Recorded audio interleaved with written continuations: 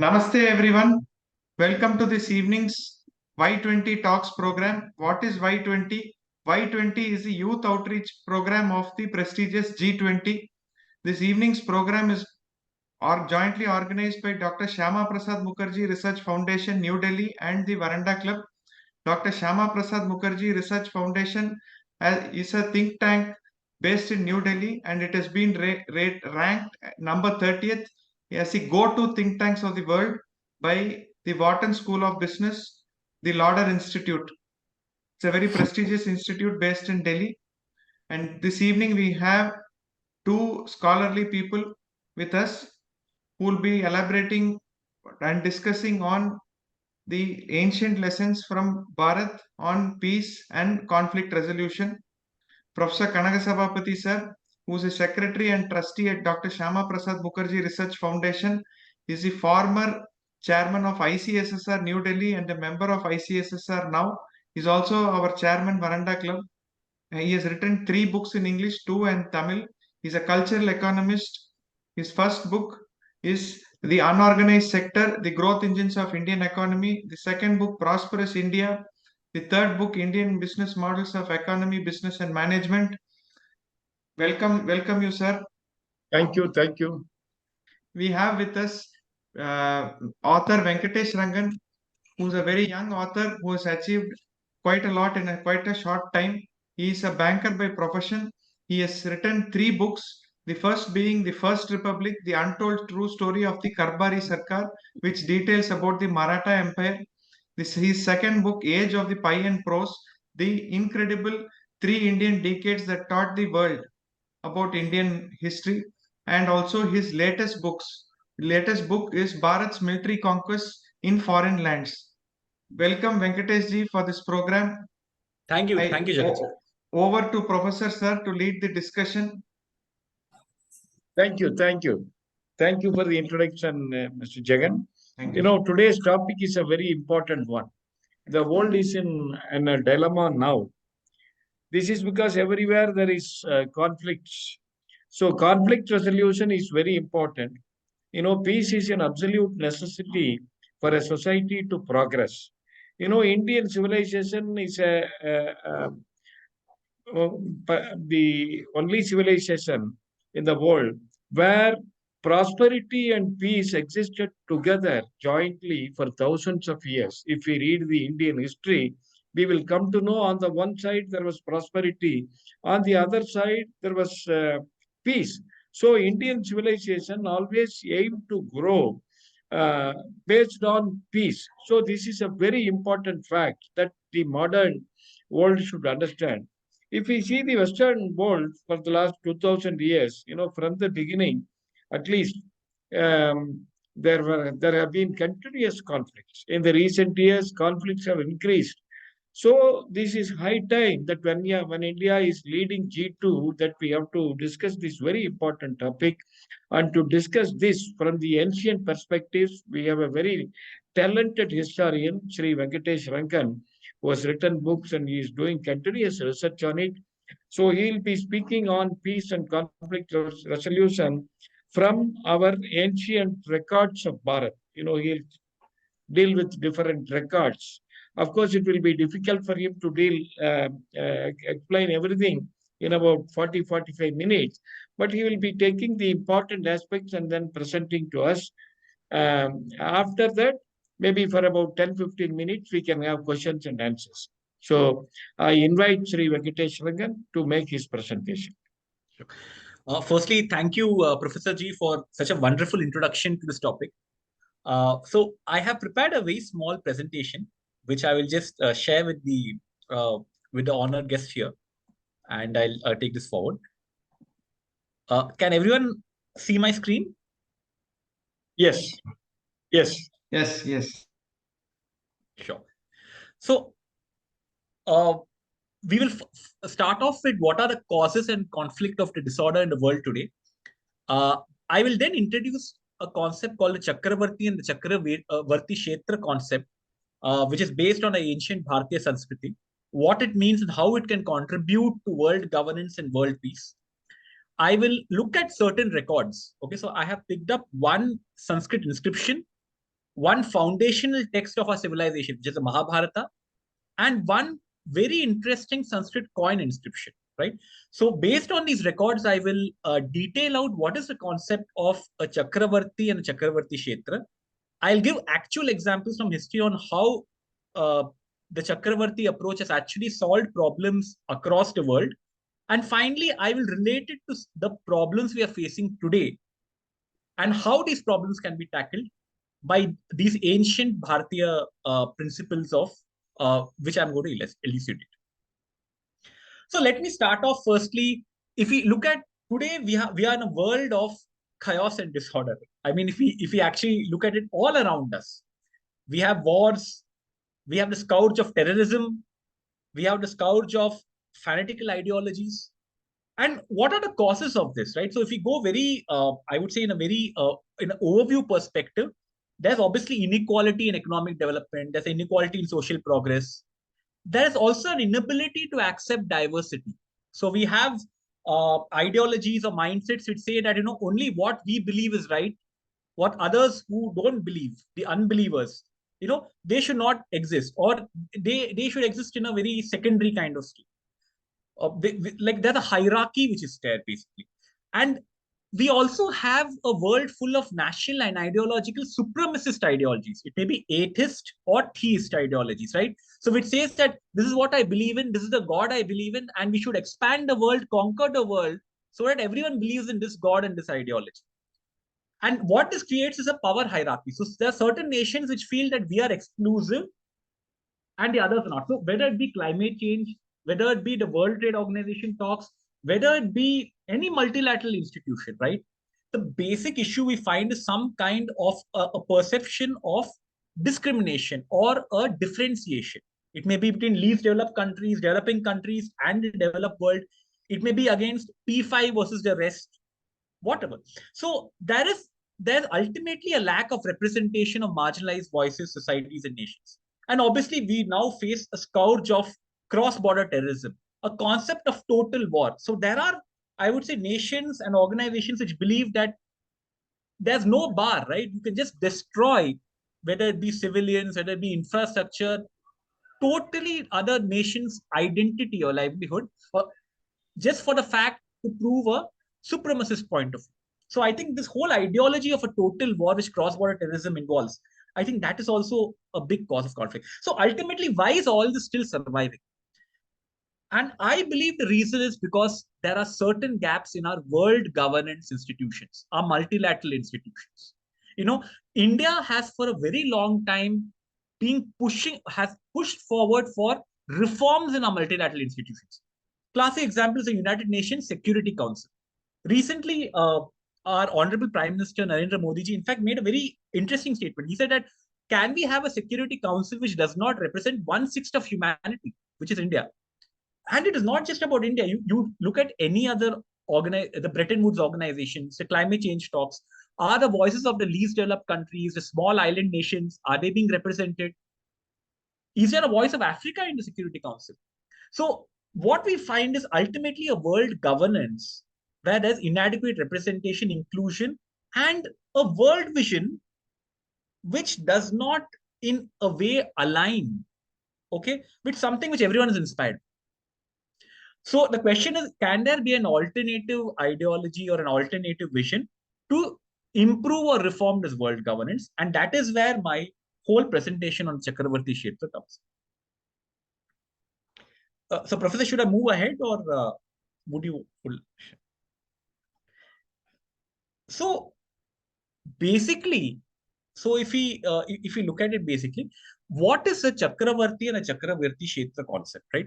In very simple terms, in our ancient Bharatiya Sanskriti, in our ancient Indian civilization, a Chakravarti is a universal sovereign. He is a world emperor, okay, or a world ruler. And a Chakravarti Kshetra is an area over which he aimed to establish his governance. And this governance was based on certain values and principles, and it sought to bring peace, order, and prosperity. I think what you were talking in the introduction, right? A prosperity and peace together. So that was what the vision of the Chakravarti Kshetra was. Now, we have several examples in our itihasa, in our recounting of our history as per our civilization. Like Pururava, Raghu, Sagara, Prabhu Sri Ram, Lord Sri Ram. In fact, Ram Rajya is considered to be the epitome of political governance, social and cultural renaissance also, but the epitome of an entire social and political governance in our Hindu ethos. And obviously, Samrat Yudhishthira. So we have several examples. Now the question is, what does exactly Chakravarti Kshetra mean? Right? Now, our Mahabharata, Ramayana, and our Arthashastra explain this in great detail. But a summary of this is found in a very beautiful inscription and description called the Prayaga Prashasti. Okay.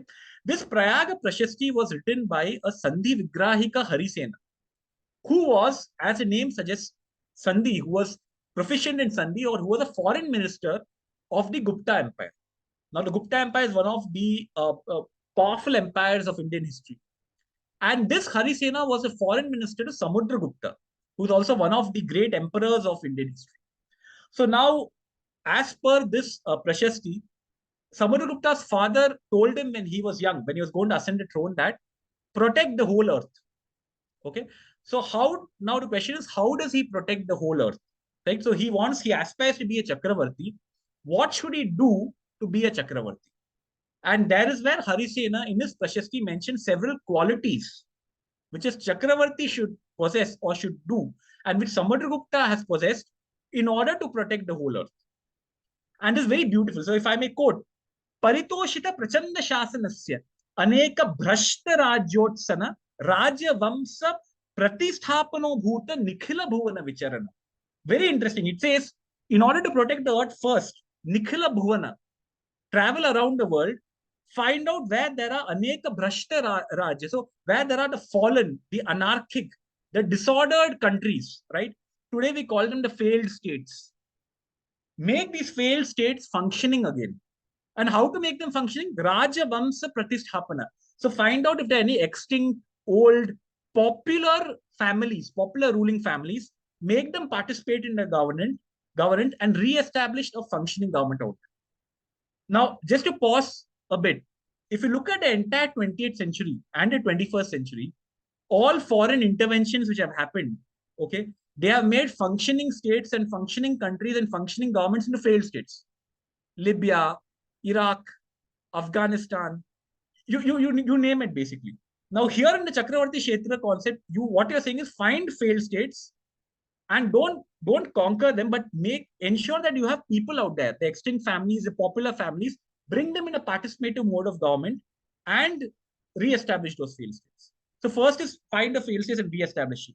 Secondly, Kripana Dina Nata Atura, Janodharana, Satra Diksha Abhyupagata, Manasa Samidhasya, Vigrahavato Loka Anugrahasya, Dhanada, Varuna, Indra, Antaka Samasya, Swabhujabala Vijitaneka, Narapati, Vibhava, Pratyarpana, Nitya Priti, Ayukta Purushasya. Very interesting. Two things it says. It says that appoint Ayuktas, Ayukta Purushasya. So Ayuktas are economic advisors who will go to these different kings who are within the Chakravarti Kshetra. For what? For restoring their wealth, for having economic prosperity, shared economic prosperity. I think it's a very important point even from an Indian context, right? Can we have economic prosperity without technology and knowledge barriers? An example is our vaccine Maitri. During the recent COVID, during the COVID pandemic, despite of India's own pressing needs, we actually shared vaccine doses with 90 plus countries. I think there were 160 million doses. 15 million were just outright grants in the early phase itself. At a time when the whole world was, there was a big problem of access. So this whole concept of, so again, look at it from a historical perspective. A history of colonialism in the post, I would say, imperialistic age, right? Where you go and you loot resources or you take resources from other countries. Or the point that you are in the center of this universe, everyone pays you tribute. Here in opposite, you have these Ayuktakas, these consultants who go and actually make you economic progress. They advise you how to restore your wealth, right? So it is the second. And why? Why should you do this? Because Kripana Dina Nata Atur. So you have to have Kripa, you have to have compassion, you have to have kindness. The Chakravarti has to have kindness for whom? For the most miserable, for the most poor, for the forlorn, and for the suffering, right? And because of that, that is why he spreads this this kind of economic prosperity, shares the technology, shares the knowledge, makes failed states functioning again. But for all these idealistic things, you need two very important things. So my second line here, verse 8.1, you need a constitutional or institutional mechanism, right? You cannot, Chakravarti can't be himself. So you need dharma, the principles of right conduct, the principles of how to conduct in society and in polity. And very importantly, you also need military strength. So you need to be a Parakrama Chakravarti.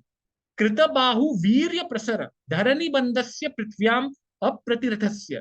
So you need to have the strength, the Bahu Virya, the Bahu Bala, to actually Dharani Bandha. This earth has to be bound together, has to be tied together. For that you need, because why? Because there will always be agents. Now people will say today there are a lot of failed states, but they are failed because of their own policies. So there are countries which used to promote cross-border terrorism. They are in a very pitiable state right now. So should we make them functioning again? So Chakravarti Kshetra says make states functioning, but make them within the framework of dharma, and make them within the framework that has always a military deterrent power which maintains order. So if anybody acts as a chaos or an agent of chaos, right, that military power can also restore the order which is enclosed by this dharma. So that is a very constitutional concept of world order and world economic prosperity. And finally, the Chakravarti has to be equal in the qualities of Dhanadashri, Varuna, Indra, Antaka Samasti. So Kubera, Dhanadashri is Lord Kubera, the for wealth and prosperity. Varuna, preserver of order. So Lord Varun, the god Varun, has to be, he preserves order. And how does he preserve order? Through maintaining order in the global commons, what we call the oceans, the waters, the skies.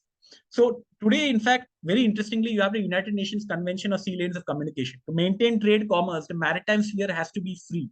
It cannot be the party of claims and counterclaims by national sovereignties, right? So this whole concept of Varuna, preserver of order beyond global commons, becomes very important. Indra is the king of Devaloka. He is also a repository of all the knowledge of the heavens. So in the Mahabharata, Arjuna learns a lot of his I would say divine knowledge, the sacred astras from actually Lord Indra. So like Indra, you need to have political sovereignty, political credibility. And for that, you need to also spread that knowledge of political credibility to different parts of the world. Finally, Yama. Yama is Dharmaraja. The god Yama is Dharmaraja. He has to have unbiased justice. Right and wrong is very clear out here. So a dispassionate sense of justice. A combination of all this is what makes the Chakravarti protect the earth. Professor, now for those interested, is the original screenshot of the original Brahmi kind of writing in this. The last 3 lines are the thing on Varuna, Indra, and Lord Yama, which I was talking about. So just to recapitulate points, so making failed states functioning, but within the concept of dharma and with a deterrence. Spread the best technology and knowledge practices, very important, especially in today's age of IPR. An international vision for a world based on sensitivity and kindness. And finally, a world governance without a strong proactive military is like a toothless tiger. So you need to have a very strong military deterrence also. Now, all this is a Chakravarti concept in a practical level. But from a world, if you want to form a world governance institution, how should that institution view itself? What should be the vision and mission of that institution? Now, Krishna Vande Jagadguru, as per our Bharatiya civilization, Lord Shri Krishna is the world teacher. And Lord Shri Krishna has given a very beautiful advice to Samrat Yudhishthira, who was the eldest of the Pandava brothers in the Mahabharata, which is the foundational text of our civilization. In this advice, after the Rajasuya Yagna, so Rajasuya Yagna is a yagna which is made to proclaim your sovereignty, especially like you are a Chakravarti, etc. Now, in that Rajasuya Yagna, Lord Shri Krishna, before he departs, he gives this advice to Yudhishthira. 2 or 3 points which I found are very beautifully mentioned here. Number 1, ceaseless vigilance. Okay, now just to give a disclaimer, the actual translation in words differ from, I would say, edition to edition. So I've simplified it here just to get the message. Just to give a disclaimer here. But 2 or 3 very interesting points here. Number 1, extreme alertness always. So Chakravarti and government has to be alert to problems, not be reactive, but be proactive. Secondly, patience. Very important to have patience to listen to multiple points of view and then act. Obviously, he has to be all embracing. So he has to be like a father is to his children, or he has to be like a person who has genuine who genuinely protects his different subjects. Finally, and very importantly, and which is I think very important for today, is he has to be free from pride and free from passions. He has to rule in a detached manner. Now, I want to really focus on this. Today, we live in an age of national exceptionalism. Okay, I'll give a classic example: human rights. Now, there are some nations which have commissions to comment on human rights of other countries, right? So why does this happen? It's a holier than thou attitude, right? So what happens in my country, that's not human rights, that's a great democracy. But what happens in some other country, oh my God, that is human rights. Similarly, what happens against certain culture or certain, that is discrimination. What happens against some other community, some other is not, this we can forget about. So why does it happen? It's exceptionalism. I am exception. Non-proliferation treaty, classic examples. We all believe in nuclear disarmament, but 5 countries can have nuclear weapons. And that is precisely the reason which I think India consistently opposed that stance.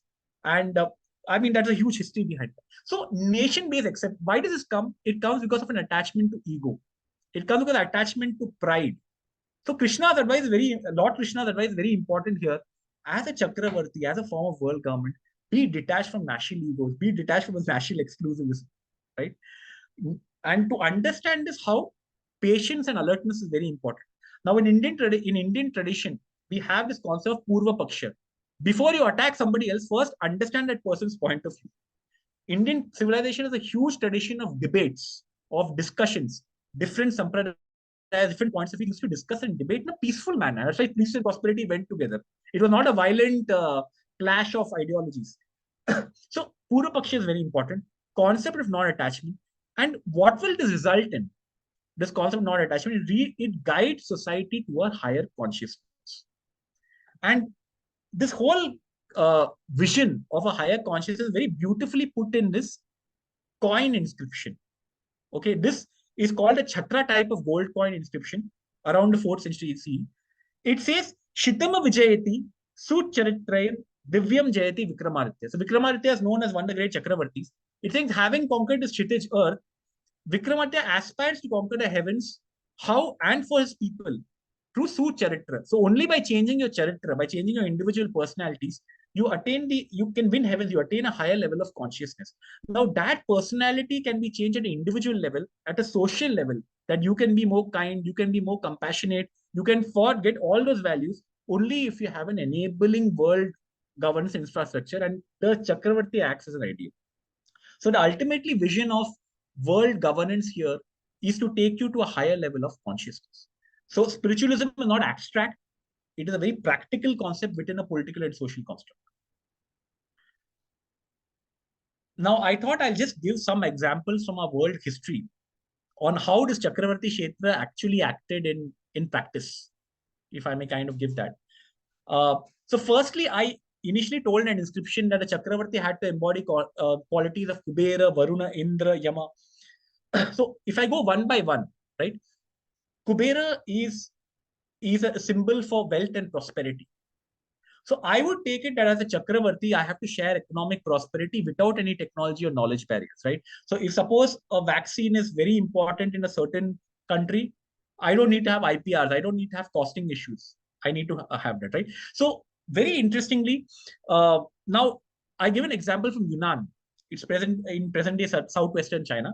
There's a very interesting Ming account by Ai Zixiu in the Gazette of the Dengchuan subprefecture around the 1646 CE. That's the later Ming period, after the Ming Empire was, in the throes of a breakup, and in the southern part of China, the Ming Empire, the legatees are still remaining.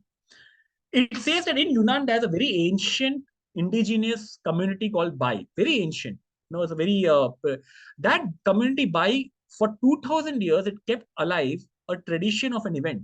The event was introduction of agriculture from Bharat or from India to Yunnan.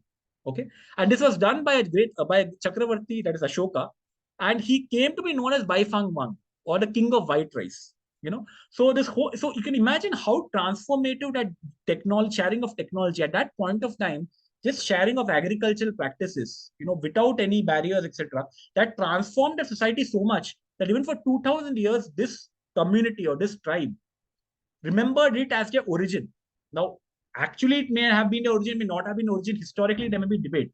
But the fact that it is survived in the memory shows how this act of spreading this agricultural technology helped. So I think that's one very interesting example.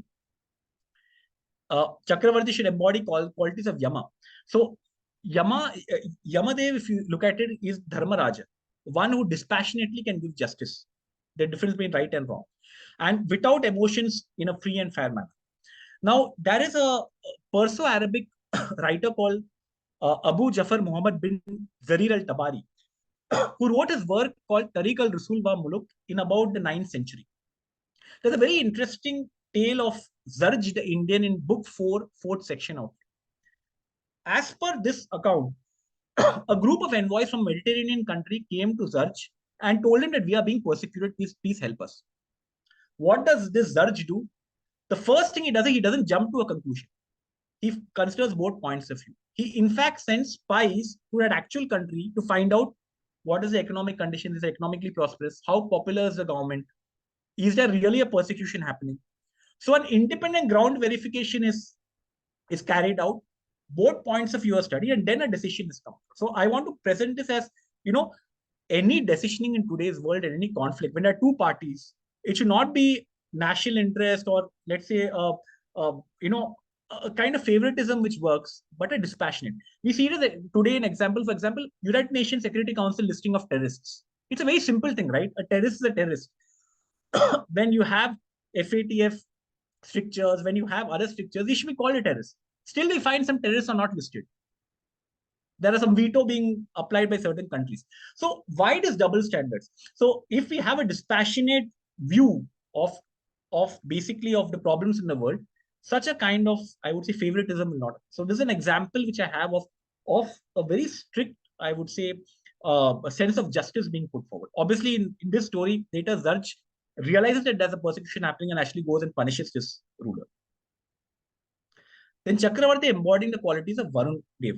Now, Lord Varun is the preserver of order, okay, and he has an overview or a rule over entirely all the oceans, the waters across the world. So, especially for the maritime sphere, I have an example on how the global commons, especially from an economic commerce point of view, were maintained by a Chakravarti. So, the Malacca Straits, the ASEAN region, the Indo-Pacific as we call it, is a very important region even today for East-West trade. So trade from China, Japan, right up to India, Africa, Middle East, Europe has to pass through this region. Now, in around the 9th century, we have Arabic and Chinese sources which tell us that there was an increase in monopolistic practices by certain maritime authorities in this region, in several ports. So taxes were imposed on merchants, and there was discriminatory taxes. So merchants are forced to disembark their goods and give it to only certain organizations which these maritime authorities supported. So there'll be one governor of a port, he'll say only give it to XYZ. Similarly, some people were not allowed access to certain trade marts, certain markets. So there was some discrimination being practiced. So one of the impacted organizations was an Indian merchant organization called Manik Gramam. Manikka Gramam. In that inscription is called Manik Kirman also. So this Manik Gramam went to the an emperor of from Bharat called the Pallava Emperor Nandivarman III. Okay, so who hailed from his capital was in Kanchipuram, which is in the Tamil region. And this Nandivarman III, Nandivarman Avani Narayan, beautiful name. You can actually look at it. So this Nandivarman III actually dispatched a fleet, and in a place called Takuapa, which is in Monday, Thailand, they set up a military cum civilian base. Now, there's an inscription in Takuapa also on this.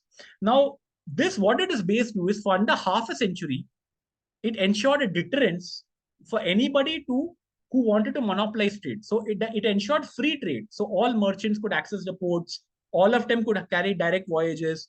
All of them could, disembark their goods. So free commerce and trade in the global commons, so a rule-based order was maintained because of Pallava Nandivarman's naval expedition.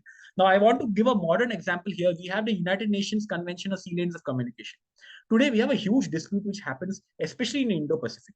We have the South China Sea dispute, right? So when we have a rule-based order, okay, when you have a very dispassionate preserver of order or preservation of order, then such disputes don't occur, because these disputes occur because of national egos or national attachments, which you have seen earlier. Now, I go finally to so Indradev is a symbol of political sovereignty. Now, a lot of Indradev's knowledge and Indradev's ability also comes from his Rajaguru Brihaspati.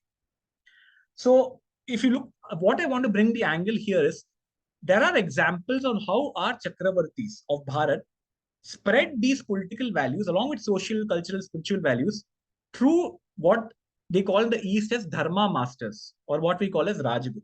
So I want to give two examples of this and how so as a Chakravarti, people will say it's all good to say that you have military power, you have these idealism, etc. But people are different, governments are different. So how will they imbibe your ethos, your political ethos? For that, you have these knowledge mentors, as you can call them, these Rajagurus who go and help them out. First, I would like to go in the 5th century. So in the 5th century, in the Indo-China region, right, there was continuous conflict. So the kingdom of Champa, which is in modern-day Vietnam, was in conflict with these kingdoms of southern China. Okay, Nanki and the Champa kingdom. Then Funan, which is in modern-day Cambodia, was in conflict with Champa. So there was a lot of triangular conflict in this region. Now in the 6th century, the first half of 6th century, we actually find peace being established in this region, and lot of, let's say, embassies being established. So what really happened in the first half of 6th century? We find a very dramatic and incredible trend. So there was this very learned Acharya called Paramartha. So Paramartha was appointed by a late Gupta emperor. Okay. Now, as per R.C. Majumdar, the famous historian, this was Vishnugupta. Some other historians told any other Gupta emperor, but the late Gupta emperor appointed Paramartha as a Dharma master to two kingdoms, the Funan kingdom in Cambodia and the Liang Empire of China. Now, it's very interesting to understand Paramartha. So Paramartha, as this quote of a Chinese quote of Pao Kui says, was a person very proficient in scriptures, very proficient in spiritual, religious, different sciences, etc. But very importantly, Paramartha translated two lives of two great Indian Chakravartis. One is Ashoka, which in Chinese was called Ayu Wang Jin, which the Emperor Wu of Liang actually held a public procession and a public court to propagate this translation. Second, interestingly, he also translated on Chakravarti Vikramaditya. So if you look at Paramartha's Vasubandhu, there's a very detailed tale about Vikramaditya. In fact, if you look at life of Vasubandhu, it starts with Lord Sri Vishnu fighting the Rakshasas in Purushapura. So that's how it starts with. Then it goes to King Vikramaditya rendering justice to two different disputants which are there. But the interesting point here is two Chakravartis, Ashoka and Vikramaditya, enter into the cultural landscape of China through this one Dharma master. So it is very wrong to say that the Dharma master is only religious and spiritual and they didn't do political aspects. In fact, there's a very interesting book also written on Emperor Wu, which calls him the Bodhisattva Chakravarti. So he modeled himself as a Chakravarti after these, let's say, Indian Chakravartis. So very importantly, Paramartha both in Funan and China, and corresponding to the peace established in that period. So see, what happens is automatically when you channelize your mind towards such matter. So if you look at here that a lot of these sutras were translated. So the entire creative energies of these kingdoms went into translating the sutras, learning from them. So the entire national mindsets of these regions and these kingdoms went into learning or sharing ideas. When that came, national egos itself went to background and conflicts were resolved. So very interesting how political and social concepts and cultural concepts are transmitted to these countries. Second example I'll give a Dharma master is a great Mahapandita called Atisha Dipankara Srijana. Now he was a Rajguru of the Pala Empire of Banga of Bharat, from the Bengal region. Now Atisha Dipankara Srijana actually studied under another great Indian Acharya called Chandrakirti in Sumatra. So Acharya Chandrakirti was a Rajguru of the Shailendra of Sumatra. Atisha Dipankara came back to Bharat. He became the Rajguru for the Pala Empire. He was called by a king in Tibet. So at that time, Tibet was in chaos. There was complete anarchy. There was disorder. There were foreign invasions. The culture was completely degenerating. So Atisha Dipankara Srijana went to Tibet, and he actually ushered in a new age of cultural, religious, and spiritual progress. and interestingly also unified Tibet as a nation. So from a national reconciliation point of view, Atisha Bangladesh region is very important. So under another concept of how a possible, now we got an example of failed states being, I would say, put here again. Here was a country in anarchy and disorder being put back because of, let's say, the political, social, and cultural values of Bharat being transmitted. So if I may just conclude with some thoughts, the Chakravarti Kshetra model is not against any nation. So we're not saying that if you are a Chakravarti, you're going to fight wars, etc. There is military which is important. That is to maintain order and to see that the order is preserved. It's also a practical charter because it gives you a vision, the vision of raising the consciousness of societies. And it gives that consciousness to how? To being kind, being compassionate, practically increasing shared economic prosperity, sharing technology knowledge, for looking at disorders, proactively reacting to it. Finally, it gives a respect to nature and environment. And I want to come here. So a lot of people will say, what does this higher consciousness mean? So if you look at the Bhagavad Gita, one of the very famous shlokas is when Lord Sri Krishna tells us, Sammoham sarva bhuteshu, na me dveshosti na priya. So not in dvesha, not in priya, I am in sammoham sarva bhuteshu. The divine is there in every single order, in every single organism of this universe, of this earth. So that realization that every living being and every living organism of this universe and earth is divine, that realization will automatically also help us as a society tackle our changes, resource exploitation, climate change, clash of ideologies, fanatical mindsets. If you realize that there's a divinity in every single organism, every single part of this earth, then is when the Indian concept of Vasudeva Kutumbakam, the world as one family, becomes clear to you. And for this, it's not an abstract concept. To make this practical, you have the Chakravarti Kshetra as a model for a world geopolitical order. So that is precisely, I would say, what my thoughts are on this concept. So world peace and conflict resolution are not just an ad hoc measure of going to two countries or saying who is right or wrong. It is an entire social mindset. And this social mindset needs to be within a larger order of shared economic prosperity, of shared technology, of shared knowledge.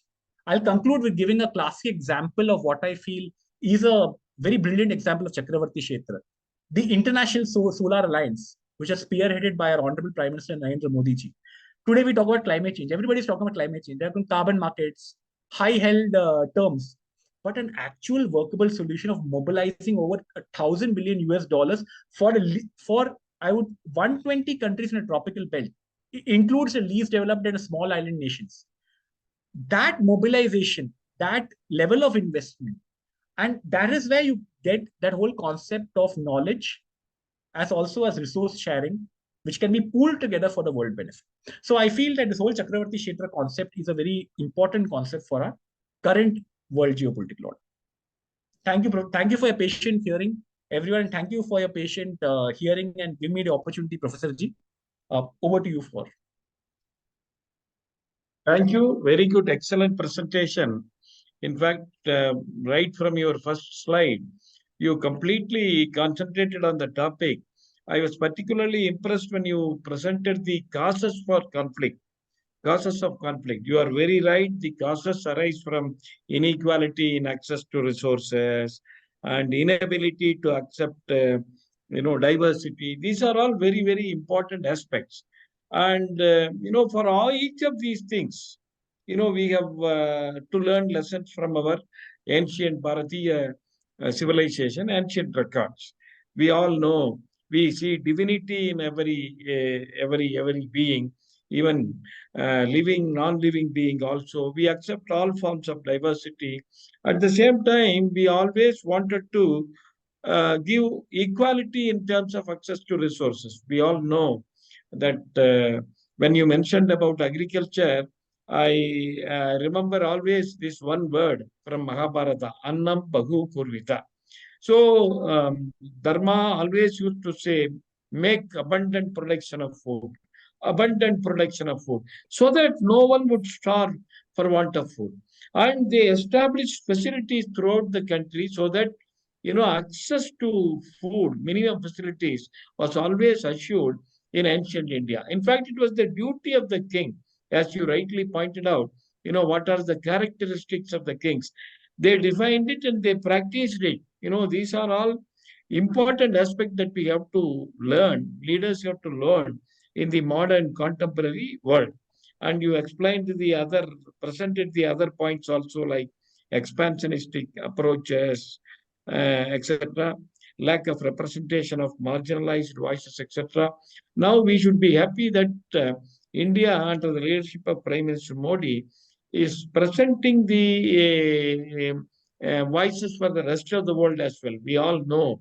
I remember even in 2015, when India spoke at the WTO, it spoke for not just India, but for the entire, what they call third world countries, developing countries. These developing countries were once developed regions. They were colonized, and as a result of which it became third world countries. So now, and you explained this vaccine issue, where India delivered these vaccines free of cost to many countries and to other countries at concessional rates and all. So under Prime Minister Modi in the recent periods, now we are practicing our ancient dharmic principles, our traditional civilizational practices. So these are very, very important. And unless all the countries realize it and join together, as in the case of International Solar Alliance, it will be very difficult. For example, terrorism, we all have to fight together. So in that respect, India is again emerging as a leader after maybe 200, 300 years. India now is emerging as the leader at the global level, for which we get inspiration from our civilization, our thoughts, our practices. So you have made a very excellent presentation. And as you said, in our tradition, knowledge is always universal. We don't think that knowledge belongs to us. So for us, everything belongs to the humankind as a whole. So this is how we have lived, and you have presented the salient features of our thoughts on peace and conflict resolution from the ancient records. So thank you very much. We have another 17 minutes. I think, Mr. Jagan, if you have questions, you raise, and then we can leave it for our friends. Yes, sir. Fantastic. As Professor Sir highlighted, it's a very fantastic and informative and thoroughly researched work which Venkatesh Ranganji has presented this evening to all of us. Thank you so much. We can ask the audience to Yes. open up for questions. You can unmute yourself and ask questions to the honorable speakers.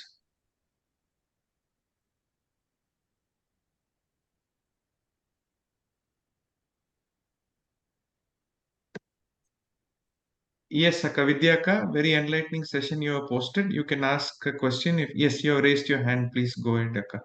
Yeah, thank you. Namaste, Venkatesh ji. Namaste, Professor. I'm very, very grateful and very glad that I was able to attend today's session. So the question that I have is when you're looking at our ancient history, you had mentioned about all these tactics which is used for governance. Was there any time during the ancient time where they had to use some kind of a little bit of extra force, where it is not exactly very peaceful, but it was needed to restore order for the greater good? Could there be some suggestions on that as well? Some examples that would be really nice. Thank you, Venkatesh. Sure. So I think the biggest example of that is in the Mahabharata itself, the Kurukshetra war. Now, if you actually look at it, the Kurukshetra war, there were a lot. So Lord Krishna actually tried his best to see that this conflict will be avoided. But when it came to a point where, it was not the concept of one land or village or let's say a territory. It was a concept of what kind of world you will actually want to be in. So I got this concept of Chakravarti Kshetra, right? So who will be a right Chakravarti? Will Duryodhana as a Chakravarti fulfill all those qualities? Kindness, compassion. Will he be a Varuna? Will he be a Indra? Will he be a Dhanada? Will he be a Yama? Will he be dispassionate? Will he kind of be able to, put the justice onto? Will he go and help fallen countries, extinct families back? And when you look at his own history, the whole Mahabharata, you get very clear that this is a person who will not beat a Chakravarti. And when you will not beat a Chakravarti, can you let this world slip into chaos? Which you cannot. And that is why the Kurukshetra war becomes so necessary. It is not about personal relations. In the Bhagavad Gita, Arjuna says, how can I fight all of them, right? You remember the Rajasuya Yagna advice. Without attachment, without passions, without pride, there's no attachment here. I mean, there's no pride that I am a Kuru, I belong to the Bharata family, etc. You have to fight it for that larger vision. And that vision of that dharma, of having that peaceful, that taking a society to a higher consciousness, that can only happen. And that's why the war happened. The war was very fearful. The war was a very, I would say, all kind of weapons and astras were used in that war. But that war had to happen for that to be a new order. I would say in today's context, we can call it new geopolitical order. And I feel the war was decided at that point of time when Lord Shri Krishna gave that option to Duryodhana. You either have me or the army.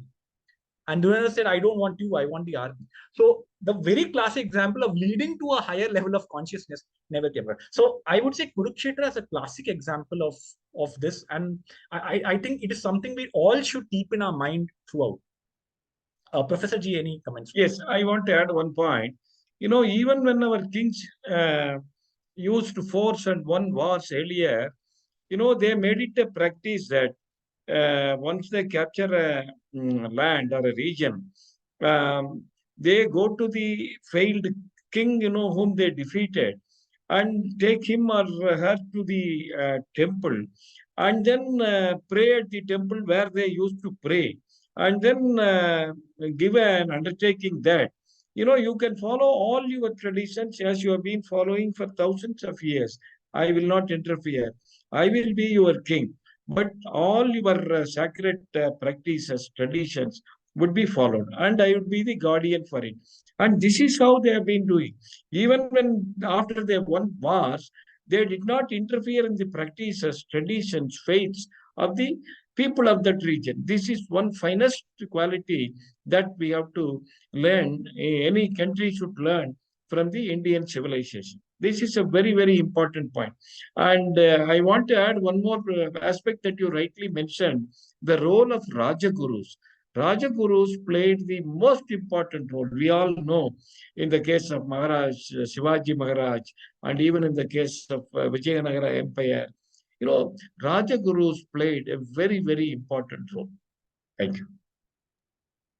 Thank you so much, Venkatesh ji, Professor. Very enlightening. No, thank you, Vidyaji. Very nice question. Very enlightening question. Thank you. Yes. Thank you. Thank you. Any other questions you can please ask?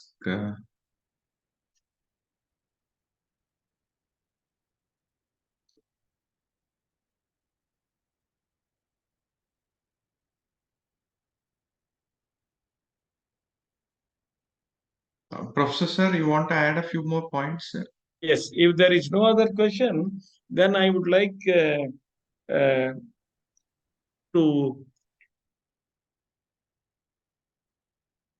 I would request our guest, Sri Venkatesh, to explain on, he was mentioning about this minister in charge of ethics, Venkatesh. That's one important aspect that I never knew. You said ministers, I did not note it down. Ministers in charge of ethics. The Prayag Prashasti? Yeah. So it was written by a foreign minister. Okay. In charge of the foreign relations. And did you say there were ministers in charge of resolving conflicts, etc., in the earlier periods? So I had mentioned the Rajgurus who resolved conflicts, and there was Ayuktakas who were responsible for increasing the economic prosperity and the resources of the specific. Okay. Then one more point we can add related to this topic. In Indian way of life, peace and conflict resolution was not just practiced at the national, international level.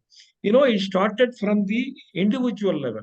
Always Indian society aimed for peace within oneself, conflict resolution within the family, even within our own selves and within the family, for which, they have developed many mechanisms, maybe yoga, other mechanism, family as a concept.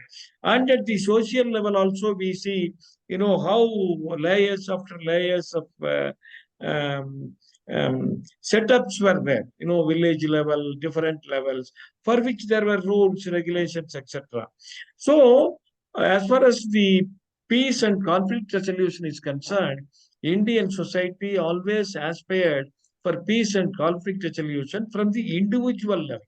So, from the individual level to the international level, this concept was existing, and society was always trying to bring peace, end this conflict resolution, and this is a very, very important subject, issue that we have to understand when we discuss this in G20. So what do you feel?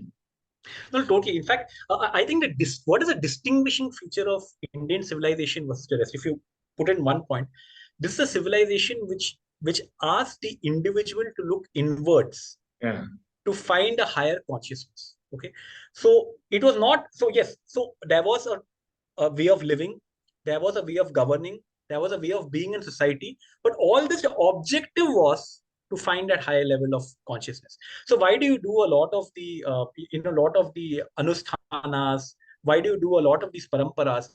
They are ultimately to discipline your mind and to discipline yourself so that you can have that ability to actually look inward and get peace and get that higher consciousness. What is higher consciousness? It is a level in which I don't feel agitated. It is that. So in the Bhagavad Gita, Lord Krishna says, right, I unceasingly do actions, but without generating a karma for it, right? So there's no attachment, there's no consequence. So what that happens is I am that level of even-mindedness, where neither anger nor a huge level of favoritism, happiness comes into me. And when I have that even-mindedness, even as a society, Yes. I'll obviously not be aggressive. Yes. Now look at it, right? Terrorism, we call it terrorism, right? Look at when we have cross-border terrorism, who are these terrorists, right? They were people who had a very, I would say, a very mentally disturbed kind of mind. So they were not at peace with themselves. Now, if in Sanatan Dharma, you have to be at peace with yourself first. And I think Yes. that is a foundational step for any world peace which kind of comes in. I think a society will not be aggressive if the individual is ultimately known how to conquer aggression. I mean, Yes. And Vidyaji raised a very important question. You know better, you have explained it in even our earlier discussion. Whenever there was a need for war, of course, we always try to resolve conflict to the maximum possible extent. But whenever we needed a war or war was forced upon us, and Indian civilization never retreated from it. We faced the war very boldly, sacrificed it. And for sometimes, even the case of Lord Ram Temple issue, Mandir issue, we have been fighting for several centuries. So Indians never shied away from going on for war or for, getting our rights whenever there was need. So this again, we have to understand when we speak about peace and conflict resolution, we should not think we always wanted peace. Yes, we wanted peace only. But when war was forced upon us, then we were ready to take the risk and then fight. And as we all know, most of the time we have been winning for the right cause. So even if we lose, we lost for the right cause only. So this is again another important issue that particularly youngsters should understand. No, totally. In fact, there's a difference between peace with strength and Yes. peace with weakness. Yes. You can very interesting. So I wrote a book. Now, my third book is basically on Bharat's military conquest abroad, right? So a lot of people say, Ari, how can we conquer? But we never conquered for domination, etc. We conquered. Yes. If you invade us, we are not weaklings who just imagine this. About 10 years ago, we had this concept that however much our terrorism strikes, I'll have strategic restraint. Yes. I will not cross my borders. Now, what kind of defense is that? Yes. Now, when somebody is attacking you, you need to prove your strength, your parakrama. I was Yes. talking about Chitta Bahu Virya. Only when Yeah. you prove a fellow that, boss, I am parakram, will he then understand that, okay, if I kind of create any mess, I have a military capacity to kind of. So in fact, my book deals on this in the fact that we were peaceful. Our Chakravarti Kshetra was all these ideals. But if somebody did invade us, we had enough military capacity to also repay that. Chhatrapati Yes. Shivaji Maharaj and Swaraj is a classic example of that. I mean, when it was thought that everything was dead, you had this, as Jagannath Sarkar said, that tree was never dead. It was always alive. It came across, and the Shatra Dharma is the one which again established his wide empire, which was the empire of the Maratha Empire and Swaraj. So yes, I mean, I would completely agree with you. There's peace which Yes. And when we speak about peace and conflict resolution again, we should tell the world that we have, we have solutions for almost all the issues, beginning from the individual level to the national level. Of course, now discussions are taking place, at the international level. But this should be emphasized from the local individual level also. So this is time for us to present our civilizational thoughts and practices to the world. Of course, Prime Minister now, through his actions, different actions, he has proved that India is always stood for Vasudhaiva Kudumbakam. This is at the national, international, social level. But at the individual level also, I think time has come for us to present our thoughts before the world. Sure. I think Vidyaji has raised her hand, if I'm not mistaken. Yes, Yes, please. actually, this is talking about the contemporary times. Venkatesh, we must be listening. The situation is pretty volatile in different parts of India. And I just read a post sometime earlier where they mentioned that about 2,500 Hindus were grouped together and they were not in a state to save themselves. I think what happened in Haryana, if I'm not mistaken, I forget the name of the place. And so there are other people commenting, why couldn't these people do anything to save themselves? So when in a situation like that, sometimes what happens is your straight thinking gets shut down. You're not able to, you're in a state of panic. You don't know how to save yourself. So in that kind of a situation, such a volatile situation, how are people like us who do not want to further increase the conflict, how can we make the other people who want the conflict to continue, how are we in a position to convince them and finally bring a truce, or at least to end the conflict at least, because it is so difficult to make them see sense, and they are so hung up on just one ideology alone. They refuse to see anything beyond that. So to those kind of people, how do we make them see sense so that the order is restored? Thank you. So Vidyaji, I will see this at a larger context, because it's not just one district or I would say one country. Unless you address this at a world level, right, you'll always have some repercussions out here. And that's also because the way the populations are concentrated, etc. across. So I'll come back to my first slide, right? What are the causes of conflict of this world? Okay, they are a lack of acceptance of diversity. They are an ideological supremacist behavior which is there. And how do we change that, right? And that is it, because in the world, you don't have a world governance, which actually promotes your way of thinking, right? It does. So, is there anyone saying Sammoham Sarva Bhuteshu in world or in the UN? I mean, you have a United Nations Security Council, but in terrorism, there's a disagreement. How can there be disagreement in terrorism? So, see, unless that mindset changes, and that is why, we need this Chakravarti Kshetra concept for that concept, because we'll need to make people realize at a world level that the consciousness needs to be higher. You need to accept diversity. You need to accept that level. Now, at a local level and at a country level, that will never solve it at that level, right? You have to have it at a world and a social level. So it may take time, but that has to be that's the only way ahead. Right. And until then, there will be a lot of collateral damages, I guess, until it comes into effect. I mean, unfortunately, yeah. I think I'll go back to my first slide. Yeah. Lack of acceptance of diversity, ideological supremacy. Right. Thank you, Professor, if anything. Yes. This is a completely different topic. Yes. These ideologies exist now. Only thing is, we have to educate people about the Indian civilizational, Hindu civilizational ideas. And then as a nation, we have to be powerful. Then only within the nation also, we have to have a nationalistic, strong nationalistic government. At the international level, our nation should be very strong. Then only, we can take forward the civilizational ideas like Vasudeva Kudumbakam. And until such time, yes, these problems will exist. Thank you, sir. Actually, these points, if these could be inculcated right from the school level, it would be great, so that it's part of the curriculum as well. Yes, it's taking place. It's taking place. Thank you, Professor. Thank you. Thank you, Vidyaji. Thank you. So thank you, Venkatesh ji. Now I'll hand it over to our friend Jagannathan. Thank you all. Thank you, Professor Sir. Thank you, Venkatesh Ranganji. I think we can only talk peace from a position of strength and draw inspiration from the Sanatana values that our great civilization has to offer. A very, very interesting and enlightening session. Thank you so much.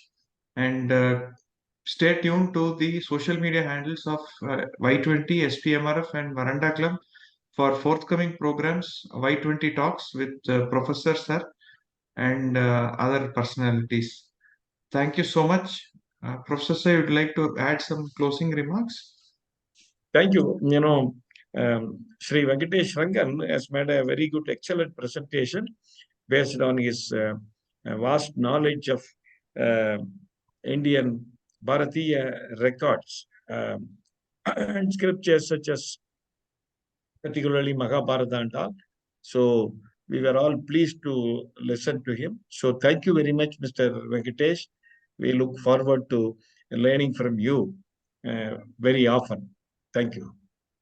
And Professor, thank you also to you. That I think it's been an honor that I have interacted with an erudite person like you, not once but even twice.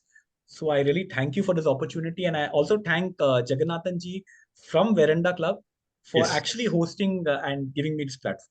Yes. So thank you. Thanks. Pleasure and honor. Thank you. Thank you so much. Thank you so much. Thank you. Thank you, Jagan. Thank you very much. Thank you, sir. Vande Mataram. Thank you. Vande. Yes.